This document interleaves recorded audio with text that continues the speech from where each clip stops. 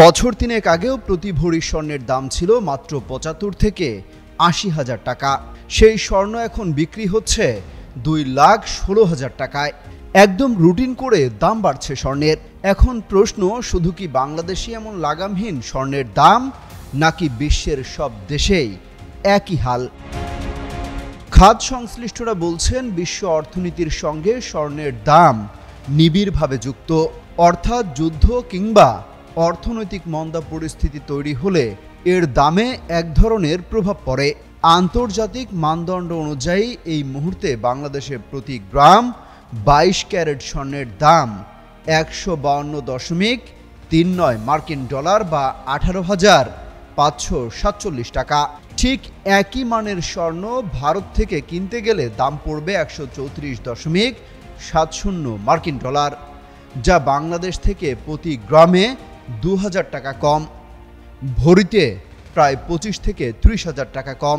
এছাড়া নেপাল, সৌদি আরব এবং কাতারে প্রতি ভরিতে অন্তত ৩৫ থেকে ৪০,০০০ টাকা কম।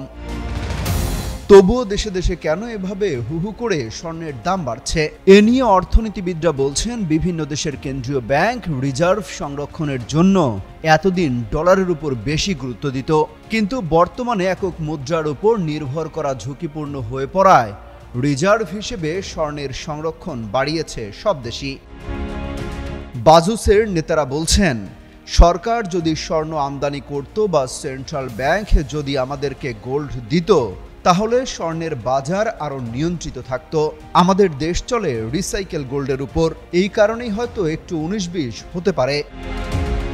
ব্যবসায়িক ওয়েবসাইট ফোর্বসের মতে, বাহরাইন, কুয়েত, মালয়েশিয়া, ওমান, কাতার, সৌদি আরব, সিঙ্গাপুর, দুবাই, আমেরিকা এবং পেরুতে অন্যান্য দেশের তুলনায় স্বর্ণ সস্তায় পাওয়া যায়। ব্যবসায়ীরা বলছেন, বর্তমানে লাগেজের আওতায় এক ভরি স্বর্ণ আনলে সরকারের যে শুল্ক দিতে হয়, বৈধ পথে স্বর্ণ আমদানি করলে তার তুলনায় অনেক বেশি শুল্ক পরিশোধ করতে হয়। এছাড়া আমলাতান্ত্রিক জটিলতাকেও দায়ী করছেন তারা। স্বর্ণের দাম কি কমতে পারে? অতীত অভিজ্ঞতা এবং বাজার প্রবণতা বিবেচনায় এর দাম আগামী কয়েক বছরে কমার সম্ভাবনা নেই এবং আরও বাড়তে পারে বলেই মনে করেন এই খাত সংশ্লিষ্ট ব্যবসায়ীরা। এসব তথ্য তুলে ধরে একটি প্রতিবেদন প্রকাশ করেছে বিবিসি বাংলা। অমিত হাসান রবিন, যুগান্তর নিউজ।